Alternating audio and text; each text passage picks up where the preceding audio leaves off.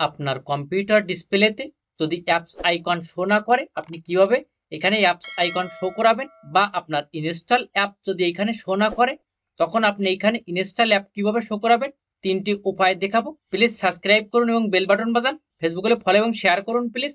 ফার্স্টে যেটা আপনি করবেন, এখানে ক্লিক করবেন, তারপর এখানে পার্সোনালিজে আপনি ক্লিক করবেন, তারপর এখানে আপনি থিমে ক্লিক করবেন, তারপর এখানে ডেস্কটপ আইকন সেটিং এখানে ক্লিক করবেন, তারপর এই যে সবগুলো এখানে আপনি টিক দিয়ে দেবেন। টিক দেওয়ার পরে এখানে অ্যাপ্লাইতে ক্লিক করবেন, তারপর এখানে ওকে বাটনে প্রেস করবেন, তারপর এটা কোরাস দিয়ে কেটে দেবেন। প্রথম সেটিংয়ে যদি আপনার না হয় তখন আপনি কি করবেন, এই স্টার্ট বারে ক্লিক করবেন, তারপর এইখান থেকে যে অ্যাপসগুলো আপনার দরকার তার উপরে আপনি ড্র্যাগ করে এইভাবে এখানে ছেড়ে দেবেন। এই কিন্তু এখানে চলে আসছে। সেমভাবে এখান থেকে যেগুলো অ্যাপ আপনার দরকার সেগুলোর উপরে আপনি ড্র্যাগ করে ছেড়ে দিলে এখানে শো করবে।